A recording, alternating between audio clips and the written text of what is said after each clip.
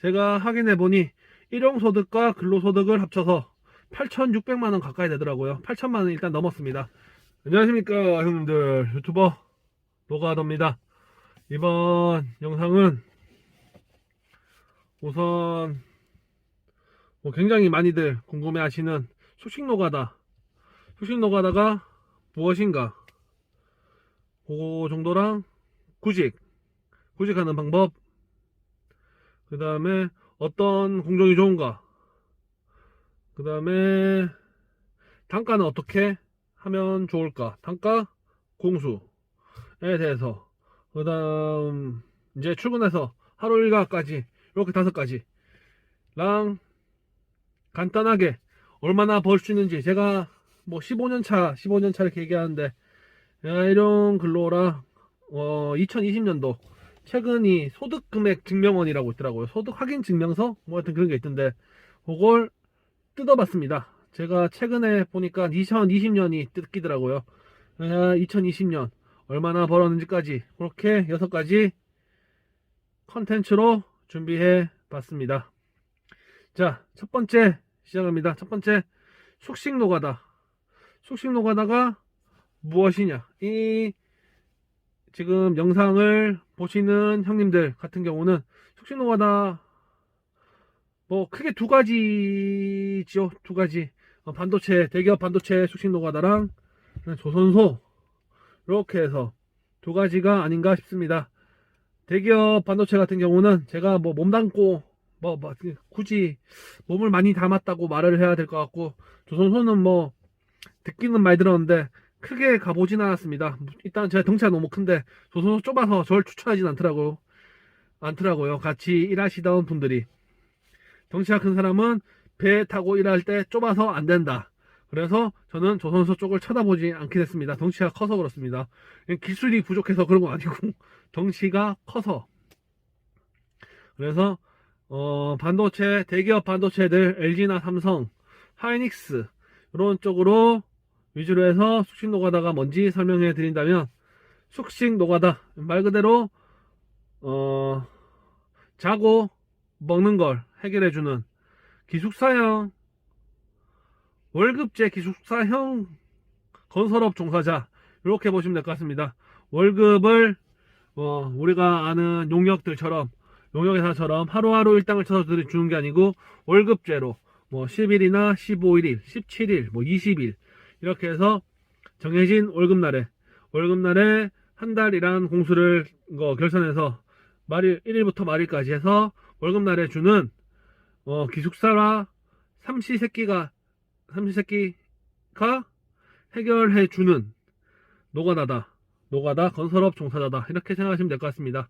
그래서 지금 굉장히 많이 모집을 하고 있는 이천 하이닉스나 고덕 삼성전자, 이렇게 해서 대기업 숙식 노가다 가서 먹고 자고 해결할 수 있는, 몸만 가면 되는, 옷이랑 몸이랑 마음가짐만 챙겨서 가면 되는, 그렇게 해서 숙식 노가다다, 그렇게 설명드리면 될 것 같습니다.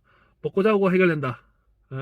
먹고 자고가 해결되는 월급제 건설업 종사자다, 이렇게 생각하시면 될 것 같습니다. 두 번째로, 구직 방법. 많이들 궁금해 하시는데 어떻게 일해야 될지 모르겠다, 들어는 봤는데 어떻게 일하면 좋을지 모르겠다 등등등, 그런 분들 많습니다. 구직 방법, 뭐 젊은 분들이야 어떻게든 다 구하지만 나이가 있으신 분들이나 뭐 나이 있으신 분들은 다 요새는 그렇게 구하시더라고요. 우선에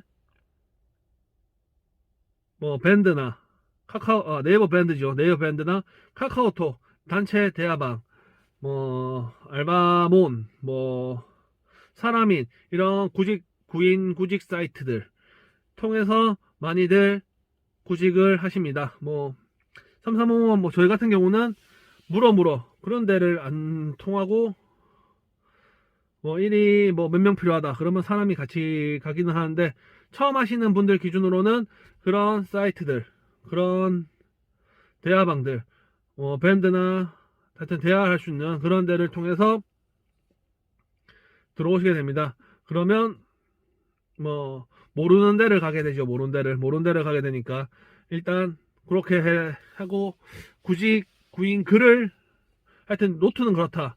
이제 구직 구인 글 이런 걸 약간 선별할 수 있는, 처음이니까 모르니까 아무데나 막 갈 수 있으니까 약간 선별할 수 있는 노하우 같은 게 필요하다고 생각이 듭니다. 우선 뭐 어떻게 설명해야 될지 좋은데, 일단 팀장이 직접 구하면 단가가 조금 더 좋지 않을까. 우리 다 아시지 않습니까? 인력시장, 아웃소싱이라 그러는 좀 더 젊은 것들이 하는 인력시장, 결국은 인력 아닙니까? 인력들 가면 소개비를 떼게 되어 있습니다. 어디나 똑같이 소개비를 떼니까 결국은 내가 받을 수 있는 단가에서 소개비 5천이 되든 만원이 되든 2만이 되든 소개비가 빠진다, 이렇게 생각하시면 좋을 것 같습니다. 그러니 팀장이 직접 구한다나 아니면 사무실에서 건설업체에서 직접 구하는데 그쪽으로 가시는 게 단가가 암만 해도 5천이 되든 만원이 되든 높지 않나, 그렇게 생각합니다. 자, 이제 그런 걸 어떻게 골라낼 수 있는가. 그 막 쏟아지는 모니글, 구직 구인글 중에서 팀장이 직접 하든가 사무실에서 직접 하는 걸 어떻게 구별할 수 있는가, 그게 중요하다고 생각이 듭니다. 우선 모든 글에는 다 팀장 직접 직접 이렇게 적혀 있습니다. 근데 모든 글에 적혀 있으니까 확실히 알 수가 없죠. 그러다 보니 일단 올라오는 사람 이름으로 검색된, 하여튼 올라오는 사람 이름으로 검색을 해보고 그 사람이 여러 군데를 올리는가, 여러 업체, 전기도 구하고 배관도 구하고 아시바 동바리 이런 것도 구하고 하면 그 사람은 소개소일 가능성이 굉장히 높습니다. 누가 봐도 소개소죠. 소개해주고 똥떼기 하는 거죠. 그러니 그런 사람 거르고, 대충 전국적으로 구하는 사람도 거르고 이렇게 하다 보면 나오긴 나오는데, 결국 우리는 돈 아닙니까? 팀장이든 내가 원하는 단가에 연장야간을 했을 때 시급제로 쳐주는 데 많습니다. 요새 유도나 학이나 거즘 엔지니어링이나 물산이나 간에 거즘 시급제로 많이 주는 데 많더라고요. 그러다 보니 시급인 거 걸러야 됩니다. 시급 같은 경우는 연장을 하면 1시간당 2만원 지급합니다. 1시간에 2만원, 연장야간 추가 근무에 1시간에 2만원씩 지급한다, 이런 구인글들인데 무조건 다 걸으면 됩니다. 2만원 받아봤자 1만 하기 싫습니다. 돈도 안되고, 솔직히 말해서 돈도 안되고, 지원단, 학위, 유도 요새 그렇게 많이 구하더라고요. 그런 거 대부분 소개소다 생각하시면 됩니다. 조공들도 그렇게 구하는 데 있던데 그런 데는 대부분 소개소다, 그렇게 생각하시면 됩니다. 그러니 우선 연장야간 하면 무조건 0.5공수 2공수 주던데 1.5, 2 이렇게 주는데 찾아서 가시면 됩니다. 그게 단가랑 공수랑 연관되는 말인데, 결국 노가다 공수 아닙니까? 단가야 만원 차이 나봤자 얼마 안 나고 결국은 공수 따먹깁니다. 공수가 많이 나와야 되는데, 그런 알바처럼 시급제로 해봤자 공수가 의미가 없습니다. 내가 12만원 받고 가는데 1시간당 2만원, 2만원, 2시간 하면 4만원 아닙니까? 일단 하루에 2만원 얼마 안 되는 것 같은데, 연장했을 때 2만원 차이 얼마 안 되는 것 같은데, 그런데 그게 쌓이면 엄청나다. 그리고 2만원 주는 데 잘 없다. 그러니 우선 무조건 공수 주는데 그런 데 가시면 됩니다.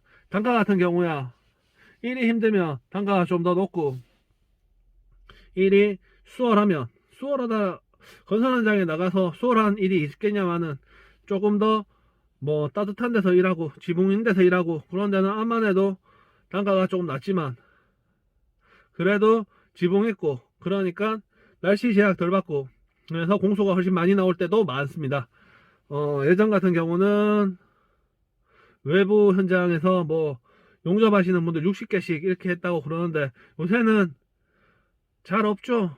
60개씩 하는 데가 외부에서는 잘 없지 않나. 공구리 하루 종일 타설하고 그런데 그런 것도 철야하고 그러던데 저는 잘 모르겠습니다. 그렇게 해서 잘 없죠. 유도 이모들도 현장 실내에서 하는 것보다 외부에서 하면 10,000원씩 더 받으시는 것 같은데,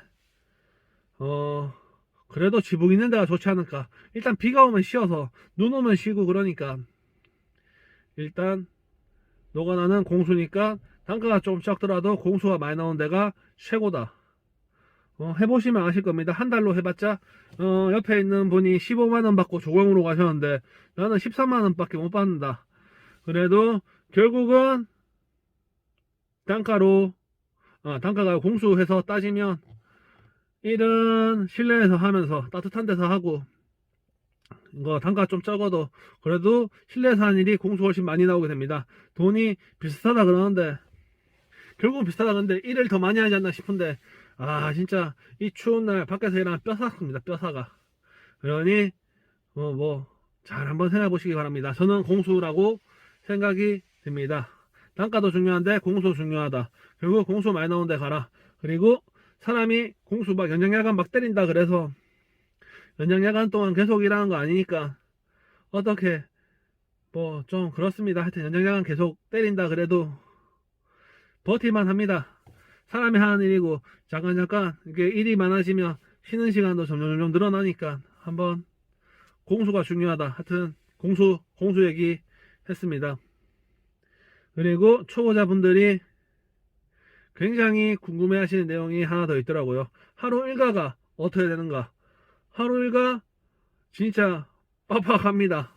하루 일과 일단 7시부터 6시 55분부터 모여서 오전 TBM 시간입니다. 요새는 모이진 않고 팀별로 소소하게 하는데, 코로나 때문에 소소하게 하는데 6시 55분에 모여야 됩니다. 그게 6시 55분에 모이니까 10분 거리 숙소에서 6시 반에 나가면 되지 싶은데 그거 절대 아닙니다. 6시 반에 게이트에 도착해도 TBM 하는 데까지 가는데도 시간이 걸리고, 그러니 대부분 5시에서 5시 반 사이에 일어나서 나오십니다, 숙소에서. 그래서 7시에 TBM 하고 오전에 9시 한번 쉬고, 그 다음에 11시 반에 중식 먹고, 그 다음에 3시에 한번 쉬고 5시까지 일하면 한공수입니다. 그리고 19시, 7시죠. 19시까지 일하면 0.5 더해서 1.5 공수. 그리고 22시까지 일하게 되면 2공수 받게 됩니다. 그게 대략적인 하루 일과고, 각 공정들마다 아니면 사무실과 합의된 내용에 따라 쉬는 시간을 안 쉬고 점심을 조금 빨리 먹으러 간다든가 그런 잠깐의 변동사항이 있습니다. 업체마다 조금씩 다르다. 일가 같은 경우는. 그런데 결국 아침에는 5시에 일어나야 한다.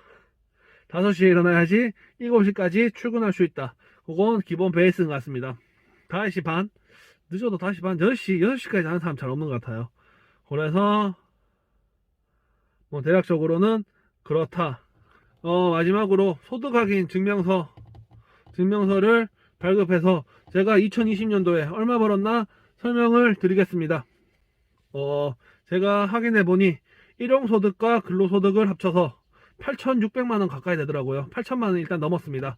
8,500만원 넘었고, 이렇게 소득을 말씀을 드릴 수 있는 거는 저도 똑같이 이렇게 근로를 하고 삼성 반도체에서도 일을 하고 밖에 나와서 매일 일하고 브이로그도 올리고 하지만, 열심히 일하면, 열심히 일하는 게 이렇게 뼈 빠지게 일한다는 건 아니고, 아까 전에 공수가 중요하다고 말했지 않습니까? 공수가 쌓이면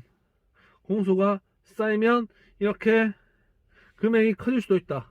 노가다를 한다고 하루 일하고 하루 술 먹고 안 나가고 그런 게 아니고, 열심히 일하시면 누구나가 다 많이 번다면 많이 번 거고 적게 번다면 적게 번 거지만, 하여튼 이 정도 수준까지도 볼 수가 있다. 보온쟁이가 단가가 그래 저 보온을 하는 사람으로서 단가가 그렇게 좋은 직종은 아닙니다. 그래도 공수로서 이렇게 나올 수 있다. 그것도 보여드리고 싶고, 누구보다도 열심히 하고 있다. 이런 것도 말씀드리고 싶습니다. 처음에 얼마씩 벌어요? 이렇게 물어보시는 분들이 있는데, 제가 충분히 같이 얘기해 주시는 분들도 충분히 이만큼 벌 수 있고, 많이 번다고 생각하면 많이 버는 거고, 뭐 그렇긴 하다마는 일단 많이 출근을 많이 했습니다. 퇴근을 잘 안 하고 출근을 많이 해서 이렇게 나온 거다 보니 모두가 할 수 있지 않나 싶습니다. 오늘 설명드린 수식 노가다, 그 다음에 구인구직 방법, 그 다음에 공종을 얘기했는데 공종을 얘기 안 했네요. 공종 얘기하기로 했는데, 그 다음에 단가랑 공수, 그 다음에 하루 일과, 그 다음에 제 소득까지 확인해 봤습니다. 여기까지 건설업 15년차 건설업 종사자 유튜버 노가다였습니다. 감사합니다.